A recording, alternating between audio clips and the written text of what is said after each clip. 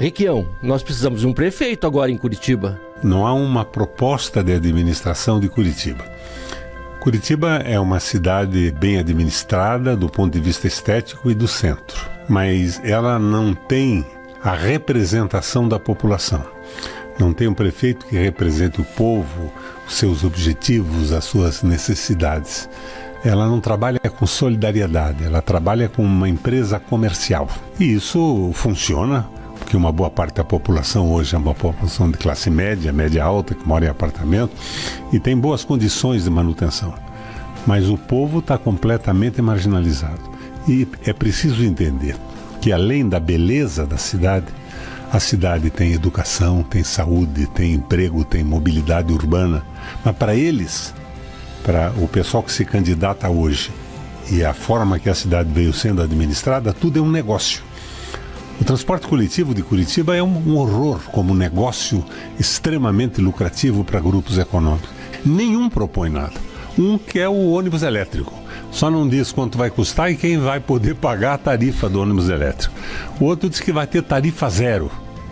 Tarifa zero é mentira, porque a tarifa é paga pela prefeitura.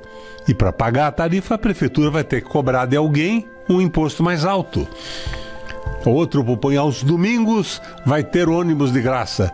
Claro, de graça aos domingos, mas o aumento da tarifa de segunda, terça, quarta, quinta, sexta e sábado vai ser maior.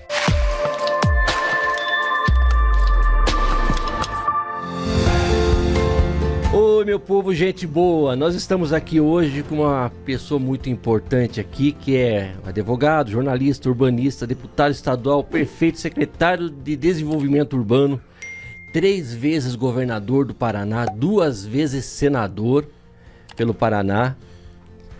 Roberto Requião, é uma honra imensa estar aqui na sua presença hoje. E hoje o pau vai cantar aqui pelo jeito, porque já aqui em off a gente já discutiu bastante, né? João Sabugosa, completa então a biografia. Fui presidente do Parlamento Europeu Latino-Americano na Bélgica, em Genebra. E fui presidente da seção brasileira do Parlasul e do Parlatino, com sede no Panamá e sede no Uruguai. Fiquei um tempo fora da política interna do Paraná.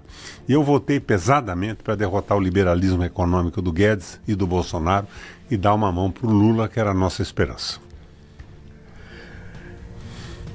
Maravilhoso.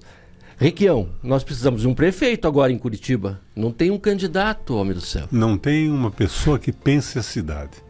Não há uma proposta de administração de Curitiba. Curitiba é uma cidade bem administrada do ponto de vista estético e do centro. É irrepreensível o trabalho da prefeitura, mas ela não tem a representação da população. Não tem um prefeito que represente o povo, os seus objetivos, as suas necessidades. Ela não trabalha com solidariedade, ela trabalha com uma empresa comercial. E isso funciona, porque uma boa parte da população hoje é uma população de classe média, média alta, que mora em apartamento e tem boas condições de manutenção. Mas o povo está completamente marginalizado. E é preciso entender que, além da beleza da cidade, a cidade tem educação, tem saúde, tem emprego, tem mobilidade urbana. Mas para eles, para o pessoal que se candidata hoje e a forma que a cidade veio sendo administrada, tudo é um negócio. O transporte coletivo de Curitiba é um horror como negócio extremamente lucrativo para grupos econômicos. Eu fui prefeito, Sabugosa. Eu baixei de cara o preço da tarifa de transporte de Curitiba para o nível mais barato do Brasil. Eu criei frota pública, eu detonei os contratos que existiam naquela época, com a ajuda do Bandeira de Melo e advogados administrativistas do Brasil muito bons. Baixei e fiz o melhor transporte do país. Quando eu saí, acabou tudo, é só negócio. E esses caras dizem o quê? Não, um vai colocar um ônibus elétrico. Como era o nome daquele avião ultrassônico que a Inglaterra e a França colocaram no mundo? 2.400 km/h. Como é que era? Qual que é? Não, é o Concorde? Concordo. O Concorde era sensacional. Só que acabou, porque custava tão caro, gastava tanto combustível que o povo não usou. O povo do mundo não usou, ele teve que sair de linha. Então o pessoal fala em modernidade, mas não fala na população.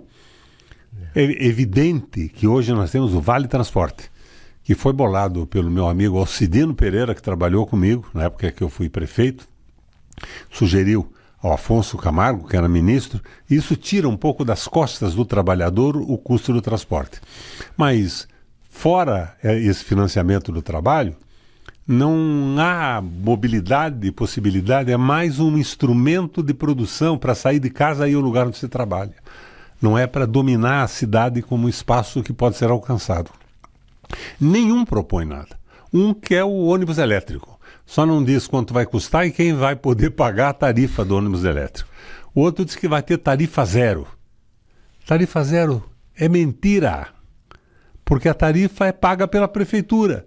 E para pagar a tarifa, a prefeitura vai ter que cobrar de alguém um imposto mais alto. Outro propõe aos domingos vai ter ônibus de graça. Claro, de graça aos domingos, mas o aumento da tarifa de segunda, terça, quarta, quinta, sexta e sábado vai ser maior. Então está faltando proposta, eles não entendem de administração pública. Dizem, Sabugosa, que elogiam em boca própria vitupério. Eu quis ser prefeito de Curitiba, lá atrás. Primeiro eu fui visitar as cidades bem administradas do mundo. Eu era um garotão ainda, uma mochila nas costas, viajando de ônibus, de carona. Conheci as New Towns da Inglaterra, as novas cidades. Conheci as cidades bem administradas da Itália naquela época, pela esquerda. Conheci cidades na Espanha, lineares. Daí eu me matriculei num curso de urbanismo da Fundação Getúlio Vargas. Eu sou urbanista hoje. Sou advogado, urbanista, jornalista e algumas outras coisas que eu incluí na minha necessidade de aprendizado quando estava na universidade. É teólogo também. Fiz teologia na Católica como parte do currículo da faculdade. Fiz jornalismo na Católica e teologia também. E estudei uma época no seminário dos maristas aqui perto. O senhor falava sobre não ter um projeto para o povo, mas isso não tem a ver com não dar importância mesmo à periferia? Não dá importância ao povo, tudo é um negócio. Isso chama-se liberalismo econômico. O nosso Papa diz que o que falta no mundo hoje é solidariedade com as pessoas. Tudo se transformou num negócio. E como a gente vai parar isso? Vai parar isso com consciência popular. É o que eu estou tentando fazer aqui com você. É isso. Eu não tenho a Rede Globo, não tenho a grande mídia, mas eu fico dizendo o que penso. Isso não significa que eu esteja sempre certo. Mas com a experiência que eu tenho, governador 3 vezes, prefeito, senador, presidente do Parlamento Europeu Latino-Americano, vendo os países se acabarem com o liberalismo, eu posso passar alguma informação. Nós estamos até agora aí com essa proposta da privatização do ensino público. Isso é o fim do mundo, eles chamam de parceiros da educação. Parceiro. O Estado paga tudo, contrata um intermediário. O que esse intermediário faz? Em vez do Estado te contratar como professor, te pagar um bom salário, ele entrega para o intermediário, ele paga um valor alto para o intermediário te paga o salário mais miserável possível, e o salário miserável significa má qualidade de ensino, porque os grandes professores não vão aceitar essa miséria, e a degradação do ensino público. É uma coisa desesperadora. Isso vai para votação na Assembleia, na Comissão de Constituição e Justiça, e só 2 deputados, o Maurício Filho e o presidente do PT, votam contra. 7 dos 9 votaram a favor. Então é desmoralização total da política. O rato manda no Paraná e a Assembleia tem um corpo... Não tem oposição, né? Um corpo... Tem 8 pessoas. Mas isso não significa nada. Falta paixão hoje para os políticos. Falta solidariedade com a população. Porque eu vejo que os políticos não... Tem aquela turminha que virou piada, virou brincadeira, virou uma palhaçada. Principalmente do Congresso Nacional, né? Aquela turminha de extrema-direita que vive em função de lacração internetiana, né? O negócio deles é frase de efeito, tiram do contexto e ficam jogando aquilo. Como conviver com isso? Eles adquirem os partidos. Você veja, eu fui o fundador do PMDB no Paraná. Eu era o filiado número 1 do partido e eu que junto com alguns companheiros, organizei o partido no Estado. O velho MDB era de o guerra. partido das diretas, era o partido da transformação do Brasil, era o partido da solidariedade com as pessoas. O PMDB se transformou num balcão de negócio. Eu saí do partido. O PMDB hoje votou a favor do pedágio, votou a favor da venda da Copel, está apoiando a venda da Sanepar e apoiando a privatização das escolas. Virou um negócio, é uma coisa degradante. Privatização. E o povo está marginalizado disso tudo e não tem informação. Porque a mídia televisiva e radiofônica está trabalhando com o governo do Estado. 170 ou 180 milhões de reais no orçamento do Estado para remunerar a comunicação privada. Terceirização, na verdade. Professor terceirizado, né? Eu trabalhei como terceirizado já na indústria. E eu sei muito bem como terceirizado é mal pago, mal valorizado. Os professores, desde que... Você não precisa nem fazer essa análise. A empresa que terceiriza recebe um valor. Ela vai ganhar mais quanto menos ela pagar para você, sim, que é o trabalhador terceirizado. Para ter uma margem. É isso que vai acontecer na educação. Os professores, primeiro o tal do PSS. Logo que o senhor saiu do governo do Estado, já precarizaram as condições dos professores, né? Teve aquele cidadão lá que soltou os cachorros dos professores. Agora, o projeto de piorar ainda a educação, que a gente precisa de uma educação. Transformar num negócio administrado por alguns amigos. É como o pedágio. Você paga o pedágio para uma empresa e a empresa vai fazer menos obra que puder para ganhar mais. Senão ela gasta a remuneração tarifária. Isso é um erro. Agora, isso tudo deriva do que, Sabugosa? Da tese do Fernando Henrique e do Enzo Faleto lá atrás. A teoria da dependência. Eles dizem o seguinte: o brasileiro não tem inteligência, expertise tecnológica, não tem produtividade. Então nós temos que entregar o Brasil para os outros, para o Brasil conseguir avançar, como se nós fôssemos uma republiqueta de 8ª categoria no mundo. E nós não somos. Eles estão privatizando a Petrobras, mas foi a Petrobras que conseguiu alcançar as águas profundas do pré-sal, com a sua própria tecnologia, um exemplo para o mundo. E a segunda empresa mais lucrativa do planeta Terra, terceirizada, né? Por quê? Não faz sentido. Porque o Lula colocou o Prates na presidência e agora colocou a dona Magda Chambriard. Quem é a Magda Chambriard? Uma informação para os nossos telespectadores aqui, que praticamente ninguém conhece. Dona Magda Chambriard é a sucessora do Lima, que foi o diretor-geral da Agência Nacional do Petróleo, foi que fez a primeira licitação do pré-sal. Eu me insurgi, entrei na justiça contra isso. Ela é filiada ao PCdoB. Ela se diz desenvolvimentista. Mas a tese dela, na história, vamos ver como é que ela se comporta agora, é aumentar a produção privatizando a extração e o refino.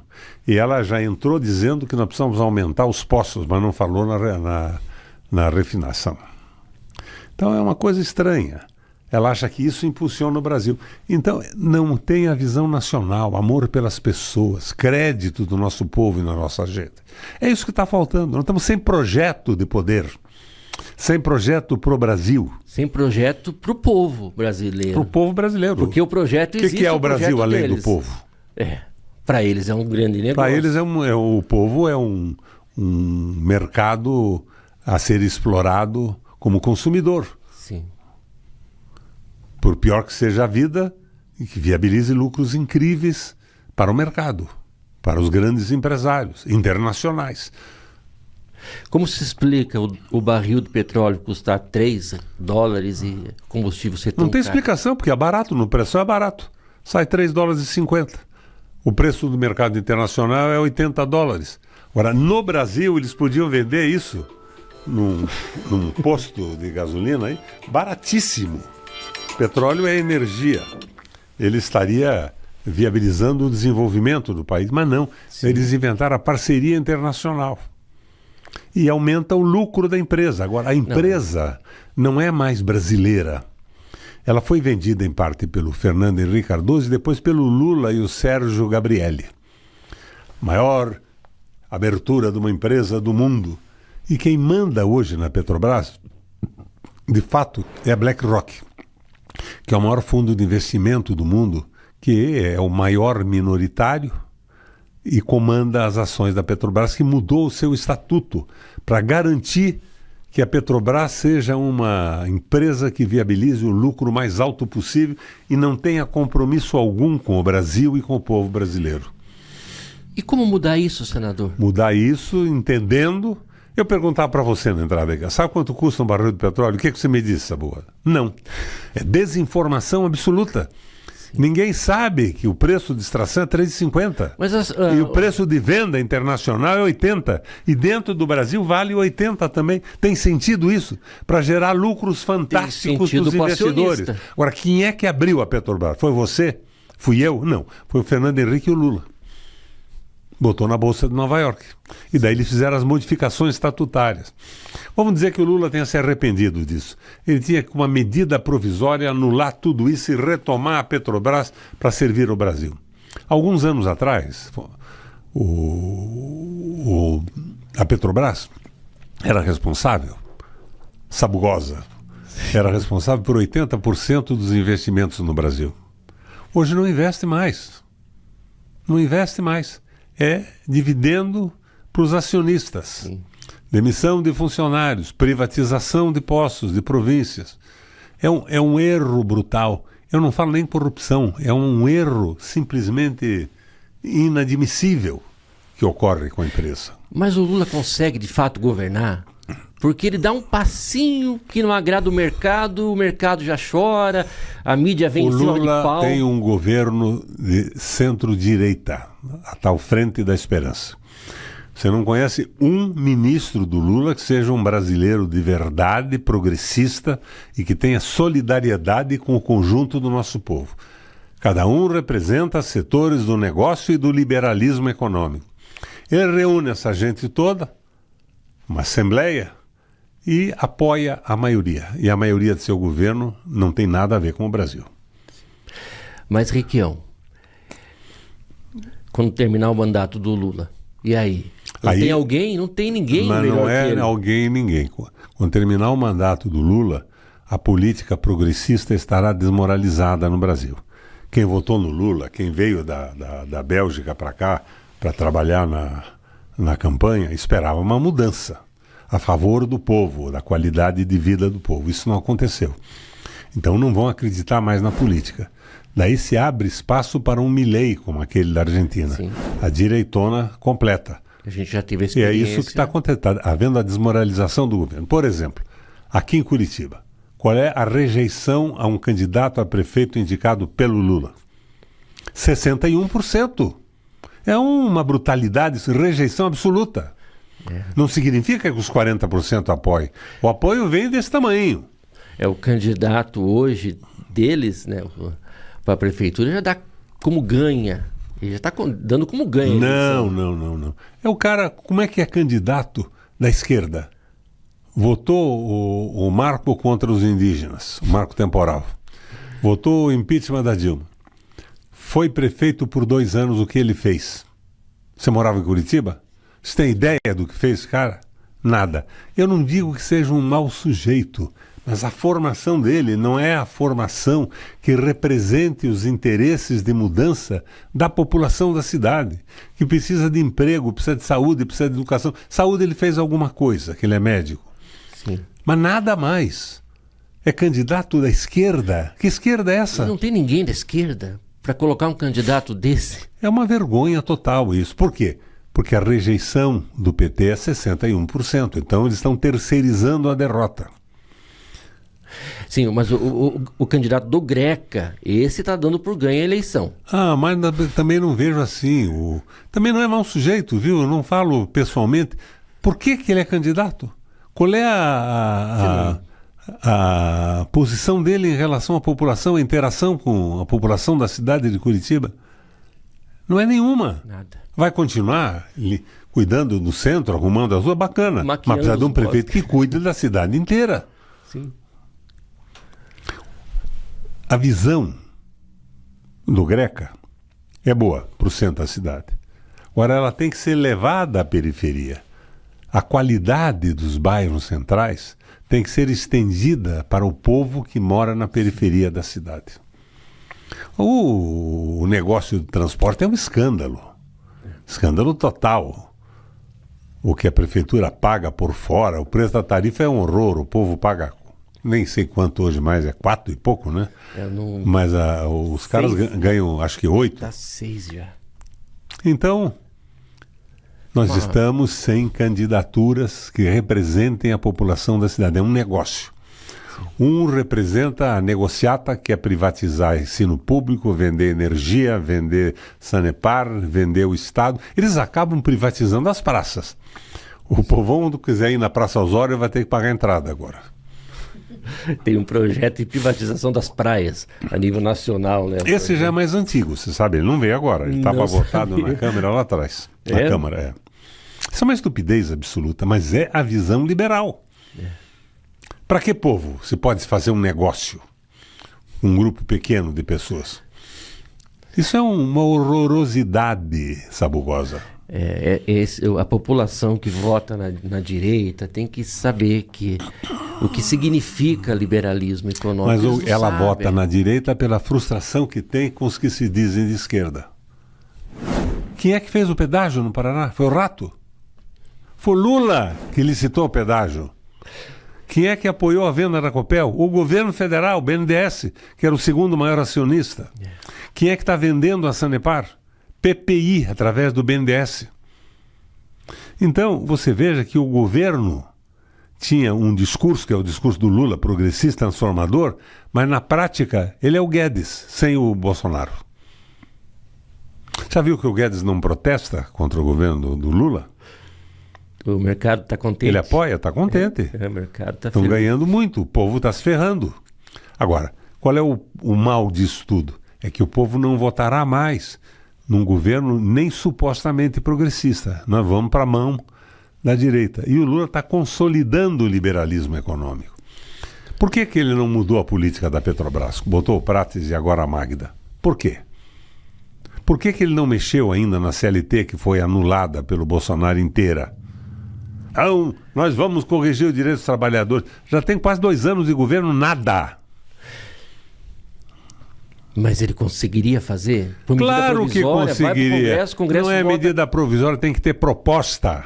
Sem proposta não consegue nada. Ele tem que ter proposta, falar, mobilizar a população, convencer e botar no Congresso. Você acha que o Congresso é inteiro contra o Brasil? Não é. Eu fui senador 16 anos. Agora, quando não tem proposta, cada um cuida do seu negócio. É a emenda impositiva. Foi o senador mais votado do Brasil? Fui. Aqui pelo Paraná, que é conhecido por mais votado do ponto de vista proporcional. Ah, sim. Em relação ao número de eleitores, claro. Sim, né? Claro. Então, isso não justifica essa ideia que se criou de que o paranaense não vota na esquerda. Eu fui governador 3 vezes. Onde é que está esse Estado de direita? Ele não existe, de fato. Proposta. E eu fui um governador de propostas e um prefeito de propostas. Fui prefeito da tarifa de ônibus mais baixa do Brasil, criei as administrações regionais, criei os mercadões populares, investi pesadamente na educação, na saúde pública. Eu cuidei da população e não esqueci o centro, que eu não sou imbecil. Eu quero uma cidade com qualidade. Tá vivo o copo aqui do meu lado. E cuidou do centro. Hã? E cuidou do centro. E cuidei, claro que eu cuidei. Eu lembro do leite das crianças. Leite das crianças, mas já foi como governador, não como prefeito. Como governador eu tive a tarifa de energia elétrica mais baixa do Brasil. Eu construí 3 usinas hidrelétricas, estão vendendo a Copel agora. E quando eu fui candidato, queriam vender a Copel. Ela não foi vendida porque o Bin Laden detonou as torres duplas e acabou com o leilão da Bolsa de Nova York. Daí eu entrei e acabei com essa história. Botei a Copel a trabalhar para o Paraná. Criei a tarifa da madrugada para levantou a Copel, irrigação. Né? Levantei a Copel. Levantou porque estava precarizado. Ela já para tinha vender. Um prejuízo, que eles diziam, pelo qual ela tinha que ser vendida, 340 milhões por ano. Eu assumi, acabei com a patifaria interna, liquidei os superfaturamentos e terceirizados, e no primeiro ano ela lucrou 1,4 bilhão, depois foi a 5. simplesmente administrando com seriedade. Agora, hoje está vendida, com apoio do Lula, com apoio do BNDES, com o silêncio dos partidos, da base, do governo. É uma coisa incompreensível. O Lula está consolidando o liberalismo econômico e depois dele é um Milei. Eu não gostaria que fosse assim, eu queria que o Espírito Santo iluminasse o Lula e ele cumprisse seus compromissos. O pessoal me diz, ele está com 61% de rejeição em Curitiba. O que ele pode fazer para melhorar isso? Cumprir o que disse na campanha. Não precisa mais nada do que isso. Agora, quando está fazendo tudo ao contrário, ele perde a credibilidade. Eu gosto do Lula, da carreira dele, da inserção dele no país, lá num pequeno município de Pernambuco, metalúrgico, desempregado, salário mínimo, ele cresceu. Eu imaginava que esse crescimento continuasse, mas não, fizeram a frente da desesperança, como eu chamo, que é um grupo de ministros vinculados a interesses econômicos, no mínimo, ou a ideias liberais totalmente inadequadas para o Brasil. Isso não significa que eu esteja apoiando a direita, viu? Eu acho que foi um bom negócio botar o Lula, porque com o Bolsonaro estava pior. Mas não significa que a gente tenha que bater palma para todos esses erros. A gente tem que trabalhar muito, muito mesmo para conscientizar a população para um outro Bolsonaro mais limpinho, né? Mais... Agora você falou na prefeitura. Os candidatos não têm proposta, não têm experiência, não sabem que a prefeitura é a cidade é uma máquina de morar. Habitação, mobilidade, educação, transporte, emprego. Não, eles estão lá, eu quero ser prefeito em Curitiba. Por quê? Não tem cabimento isso. Não tem proposta. Nenhuma proposta. E o rato está adquirindo os apoios. Ele adquiriu agora o Deltan Dallagnol. Agora, como adquiriu? Não sei se foi por empréstimo, por convicção do Deltan Dallagnol, por compra, por aluguel, por troca de cargos. Mas apoiando que proposta? Que proposta para o povo? É uma coisa absurda. Eu saí do PT, entrei no PT quando vi que estava assim, eu não rompi com o PT. Eu saí porque não era o que eu queria para a mudança e transformação da minha cidade, do meu estado e do país. Eu entrei num partidinho aí, um tal de mobilização popular. Ele não tem nenhum segundo na televisão e não tem dinheiro em caixa. Não tem quase nada em caixa. Mas agora tem o Requião. Mas eu entrei para poder falar, senão eu não estaria nem conversando com você aqui. Agora, o que pode acontecer? Se de repente o recado que eu estou dando e a mensagem tiver repercussão, eu consigo uma coligação e transformo isso numa mobilização capaz de ganhar uma eleição. Mas o importante não é ganhar a eleição, o importante é salvar a cidade e o país do liberalismo econômico escravizador.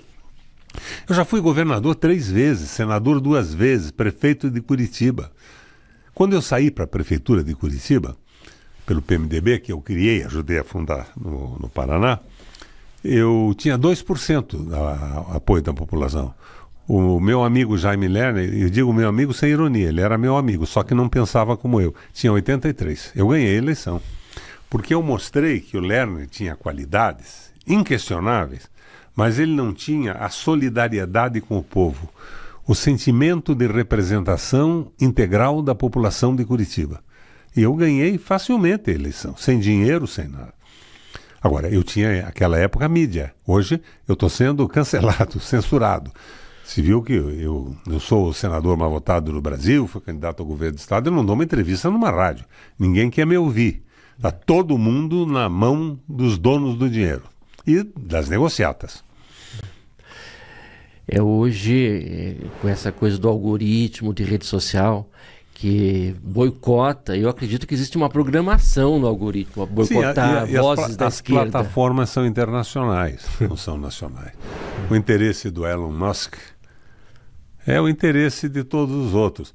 Quando eu comecei na internet, no Senado, eu usava o Facebook.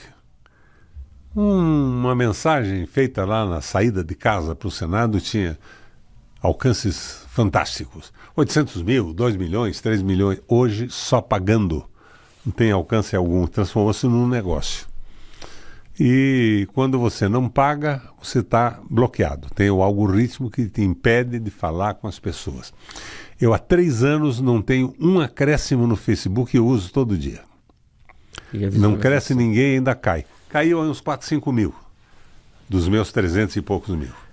Mas porque isso... não são atingidos, não abre, só se pagar. E eu não tenho recurso para pagar. Sim.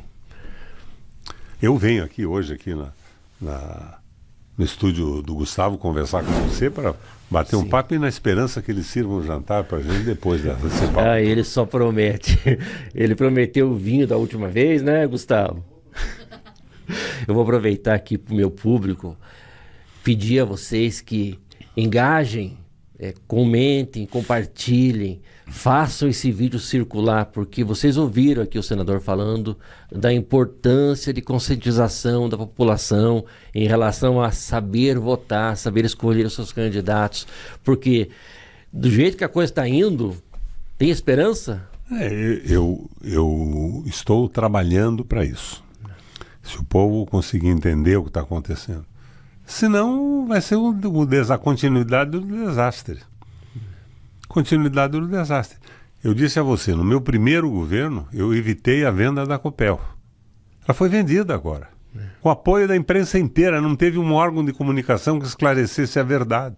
Não fala. Se viu algum órgão de comunicação batendo agora na privatização das escolas? Tem cabimento isso? Não tem cabimento algum.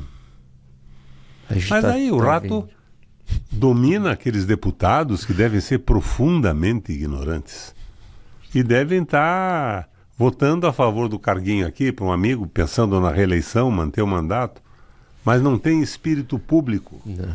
É lamentável isso.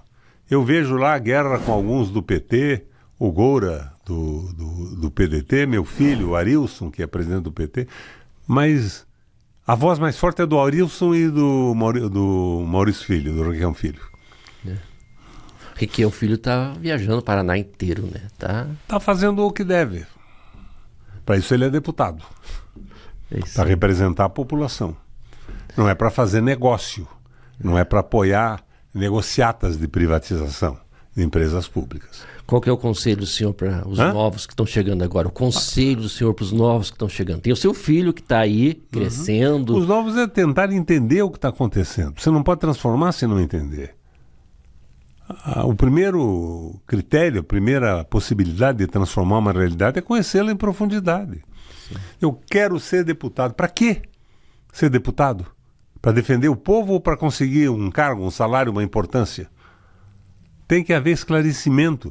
E quem podia fazer isso agora era o Lula, que é presidente da República. Pegar uma rede nacional e contar o que está acontecendo. Companheiros, está custando R$ 3,50 a extração, ou o preço de um barril extraído no Brasil refinado por uma refinaria nossa. E nós estamos sendo obrigados a vender isso a 80 no mercado exterior e cobrar a mesma coisa no mercado interno. Para quê? Para aumentar o lucro e distribuir para os acionistas. A comunicação é muito Agora o pessoal ruim. diz, a posição do Lula é diferente. Por que ele nomeou o Prates? Sim. Por que ele nomeou a Magda agora? A comunicação é muito ruim, né? Não. Porque a população tem que saber. Não acho que a comunicação é ruim. O governo está errando. O que pode fazer, o que podia fazer o Pimenta quando o governo federal apoiou a venda da Copel? Comunicar que era mentira? Não era. A comunicação não pode mudar a realidade. A prática é o critério da verdade. O problema, por exemplo, da rejeição em Curitiba é o não cumprimento das promessas de campanha, a falta de credibilidade. A comunicação vai resolver isso? Não tem como resolver. A comunicação vai dizer que não foi o Lula que fez o pedágio? Mas eu digo a mobilização popular. A mobilização popular tinha que partir da força do governo, mas ele está fazendo o jogo da Globo. O povo não se sente representado. É o jogo do liberalismo econômico. Eles acham que o liberalismo econômico é o caminho. Eu acho que a gente tem que valorizar as pessoas, acreditar no Brasil, na nossa força de trabalho, na nossa inteligência. Temos um país fantástico. Claro que o ensino é fundamental, mas veja o que estão fazendo com o ensino brasileiro. Sim. É precário o que o Camilo faz. Da educação, tendência... Está abandonada pelo rato e pelo Lula. Você sabe que as universidades estão em greve já há alguns meses? Sim. Você já viu isso no Jornal Nacional? Não mostra. Você já viu uma notícia em qualquer rádio de Curitiba ou do passou Paraná? em frente hoje, né? Tava fechada a plaquinha. Então, Não em greve, se ninguém fala sabe. nada. Nada, rigorosamente nada. E o Lula não recebeu os professores. Tinha que receber, escutar, concordar com o que tivesse certo, rejeitar o que tivesse errado. Mas não, nós estamos num jogo de destruição do projeto nacional. O Lula entende tudo de povo. Não sabe o que é nação. Requião do céu. E o que espero que acenda uma luz na cabeça dele, que o Espírito Que Santo Deus ilumine. Eu gosto pessoalmente dele, mas senão nós vamos ter uma eleição pela direita pesada. Bom, o senhor conhece o executivo por dentro, conhece o legislativo por dentro. Eu tenho a impressão que ele está meio preso ali. Que tiram ele no dia seguinte se ele botar as manguinhas de fora. Preso pelos ministros que não fui eu nem você quem nomeou. Foi ele. O ministro das Minas e Energia é um delegado de Minas Gerais.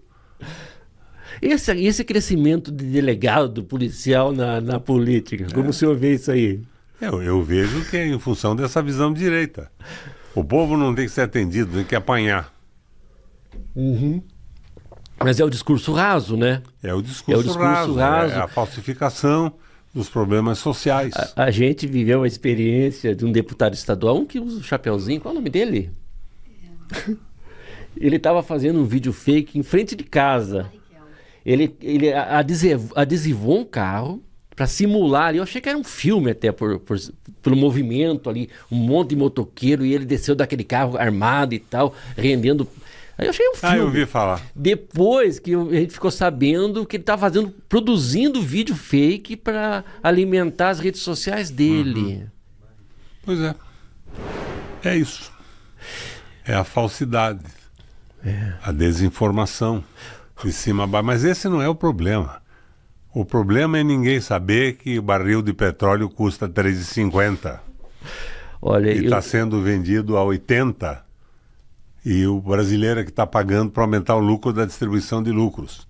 Quando eu fui governador, eu peguei a Copel e apliquei na Copel a lei das sociedades anônimas, que ela impede que um governo tire toda a lucratividade de um acionista de uma empresa mista. Ela exige que as empresas mistas paguem 20% dos dividendos. Eu paguei 20% e apliquei o resto em construção de usinas, melhoria da transmissão, redução do preço da energia à noite para irrigação noturna. Os mais pobres naquela crise que nós tivemos em 2008, 2009, que o mundo inteiro estava em crise, eu não cobrei energia. O Requião está jogando dinheiro fora. Não estou jogando fora. Se um pobre não tiver acesso a uma água quente numa manhã de frio, ele vai acabar num posto de saúde, ele e a família vai custar mais caro para o Estado. Então eu não tinha interesse no lucro fantástico. Eu queria uma empresa funcionando, crescendo e o povo atendido. Que existe não existe mais hoje. Mas os deputados convidaram o pessoal da Copel agora para um debate, eles não foram. Por que eles iriam? É uma empresa privada, eles não têm nada mais a ver com a Assembleia e com o Estado. O Estado é cliente. Se não gostar, contrate outra empresa que não existe. Mas eu vi o povão, Requião, comemorando a venda da Copel. Tem que vender mesmo, por quê? Porque não sei o quê. É desinformação total. Mas isso é rede social. Você sabe quanto está ganhando hoje? Ou no ano passado, no orçamento do ano passado, um novo diretor da Eletrobras? Quanto? 684 mil por mês. Não, essa realmente foi isso. Muito acima do que eu imaginava. Estão botando os trabalhadores na rua, diminuindo a qualidade do serviço. E lucro. Então nós temos que sair disso. E só se sai com informação. E me pergunto, se de novo tivéssemos a mesma situação, Bolsonaro e Lula, eu votaria no Lula e faria campanha para ele. Que era o melhor possível. Mas agora eu me recuso a calar a boca quando eu vejo os erros. Os erros têm que ser denunciados para serem conhecidos e não serem repetidos. É isso que eu costumo enfatizar muito lá para os meus seguidores, que a gente não pode ser gado, né? Porque o outro lá, o inelegível, assinava embaixo tudo que Os nossos erros têm que ser chamados de experiência para não serem repetidos. Tem que ser feito autocrítica, né? Autocrítica, claro. Eu não vejo autocrítica. Eu nunca vi autocrítica. De você assumir, não, a gente errou nisso, e nisso, o partido, nisso. O PT, que tem gente muito boa. Tem. Vai atrás de tudo batendo palma, por causa dos cargos distribuídos, tem cargo para todo picareta aí. E perde a posição de contestação, de defender o Brasil, o projeto nacional. É horrível isso. Mas tem gente boa, mas está calado. Essa polarização é Lula ou Bolsonaro. Parece de jogo de futebol, é Atlético ou Curitiba. Sim, e aí que entra essa questão, que agora o Lula foi eleito, a gente tirou aquela coisa imprestável lá. Agora tem que cobrar. Tem que cobrar. Por isso que é importante essa nossa conversa aqui. Eu sei que tem gente que não vai gostar muito do que está sendo dito. É verdade que tem que ser dita para que a gente cobre o governo. Claro. A gente cobre o nosso representante. Os erros, tente evitar que eles sejam repetidos e faça crítica. Isso é apoiar o governo. O resto é jogar contra o Brasil e reconhecer com clareza que é um governo de centro-direita. Não tem um ministro progressista de verdade que pense em transformar o Brasil em favor dos trabalhadores. É impressionante porque o que a extrema-direita construiu nas redes sociais, porque a extrema-direita é boa nisso. A mentira circula muito mais rapidamente que a verdade. A verdade você tem que fazer um apanhado, pesquisar, ir atrás, saber da informação. A extrema-direita joga assim e a coisa se espalha como um rastilho de pólvora. Qual é a diferença do Guedes e do que o nosso governo está fazendo hoje? Não há diferença, é a mesma coisa. Sim. Só que sem o Bolsonaro e com o Bolsonaro. Bolsonaro era a bandeira, como você usa como sua bandeira publicitária, esse chapéu aí. O Bolsonaro era o chapéuzinho do Guedes e do liberalismo econômico. O Guedes tinha carta branca. O Guedes era o dono da economia. O negócio do Bolsonaro era andar de jet ski e ficar falando daquele cercadinho. Fazer aquela presepada. Fazer um showzinho para distrair a população. Menos informado. Que aí distraía ele. Olha, interessante, ele falava uma merda lá, desculpa a expressão, e a esquerda ficava batendo naquela porcaria. Bolsonaro divertia. Do italiano divertere, desviar do que importa. Não, e ele ocupava todo o pessoal influencer de esquerda com as asneiras que ele falava de propósito, para ir passando a boiada enquanto... Mas hoje você veja, o mundo está nessa briga. A multipolarização e a polarização na mão do capital norte-americano ou não. O Lula tem uma posição boa a respeito disso. Ele é a favor da multiplicidade de posições no mundo. Sim. E essa multiplicidade possibilita a criatividade, o avanço da história do planeta Terra. Esse é o lado bom do negócio. A posição que me horroriza também no mundo hoje é a guerra de Israel e os palestinos. Você veja, eu sou antissemita por origem familiar. Tenho horror do antissemitismo.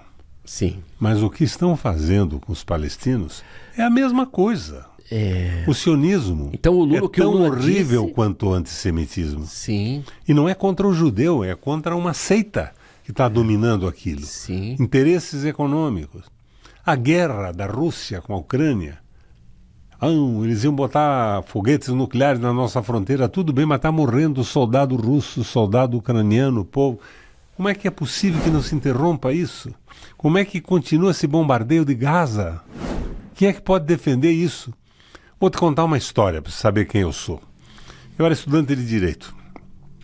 Daí soube que uns caras que tinham vindo do Rio Grande do Sul invadiram um cemitério israelita em Curitiba e quebraram tudo. E foi aquele escândalo na mídia, tudo, ninguém sabia o que era. Eu, com alguns colegas, investigamos e descobrimos quem era. Nós nos armamos com taco de beisebol e fomos na tal casa em que esses caras moravam. Demos uma surra de taco de beisebol neles e dissemos para eles irem embora de Curitiba e do Paraná, porque no dia seguinte a gente ia ser bem mais violento. Eu acho que tem que reagir contra o antissemitismo, que é uma das boçalidades existentes no planeta. Agora, defender o sionismo, Mas tem matando mulheres e crianças em Gaza, 37 mil pessoas, o que é isso? Não, ele está matando, ele está exterminando. Né? Exterminando. Tá exterminando A ideia é exterminação. Crianças de colo, bebês, é horrível, né? Não dá para aceitar. E a mídia e você todo veja, a dia... mídia quieta faz o elogio de Israel. Não tem uma universidade brasileira protestando como estão protestando as norte-americanas. Está passando batido. O problema está no povo. O risco é que isso desperte o antissemitismo de novo, que é uma boçalidade monstruosa. E está despertando. Mas isso é muito ruim também. É péssimo. É péssimo. Um homem, porque pelo que eu sei, o povo judeu não apoia o Netanyahu. Uma boa parte não. Eu lembro que na minha juventude, os meus amigos judeus eram extremamente abertos, liberais e inteligentíssimos. E todos nós temos um pouco de sangue judeu no Brasil. Eu tenho. Todo mundo alemão e judeu. Tem quanto de judeu? 2%. É um pouco. 96 de alemão. Eu tenho 8.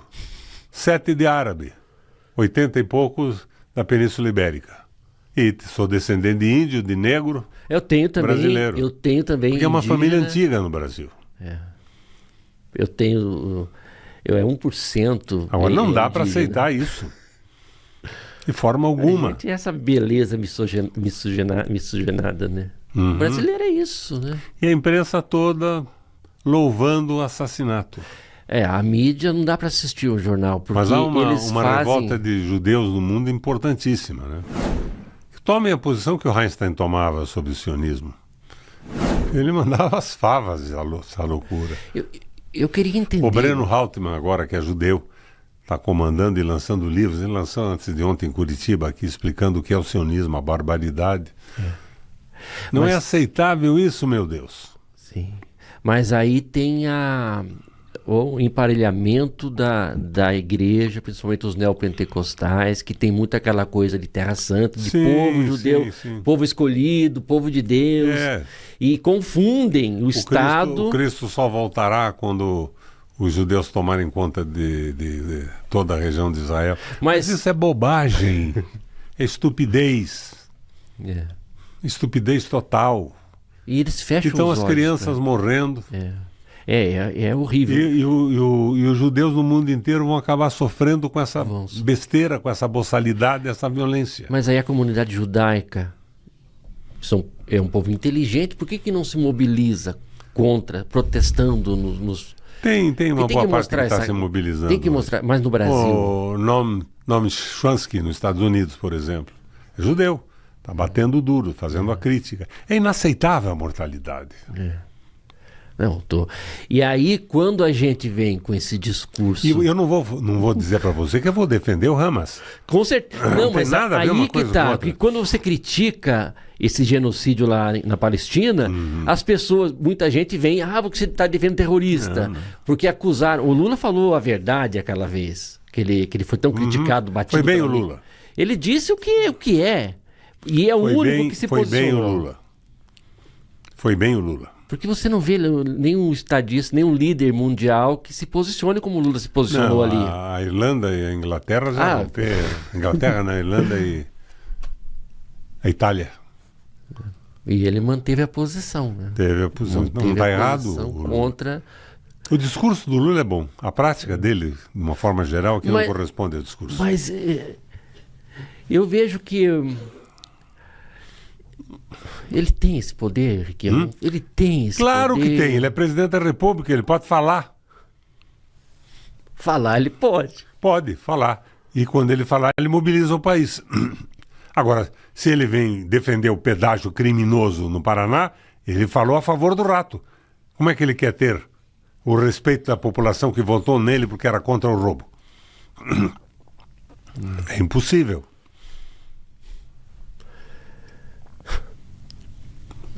E aí vamos nós assistindo tudo o que acontece e dentro das nossas parcas possibilidades fazendo o que eu estou fazendo com você aqui, dizendo o que eu acredito. E tentando conscientizar. Não garanto a verdade, mas é a visão que eu tenho como um velho político, governador. Eu, quando prefeito, fui considerado pelo Datafolha o melhor do Brasil. Foi. Me elegi governador com facilidade, alavancado do que tinha feito na prefeitura de Curitiba. Deixa eu falar uma curiosidade. Tem um conhecido aí da Aline que deu o nome para o filho de Roberto Requião em função do seu trabalho na prefeitura. Ele não sabe, por exemplo, Aline, está do lado nosso aqui, que Roberto era o nome do eixo telegráfico na guerra. Roma, Berlim, Tóquio. Nada a ver com Robert. É. Mas Roberto era o nome do eixo. Mas não é o meu caso também. O meu nome vem de origens familiares antigas. É. Mas, Requião, não vai meter a cara na política de volta? Eu falei, precisamos do prefeito. O que é que eu estou fazendo aqui? Mas eu lá... estou metendo a cara na política sem conversa mole. Muita coisa que eu disse, muita coisa que eu disse contrariaria a opinião pública, a opinião publicada e tal. Eu não estou procurando um cargo, eu estou procurando a mudança. Se eu tiver apoio, esse pequeno partido me viabilizará a candidatura. Preciso ver se eu tenho apoio. Eu não tenho mídia.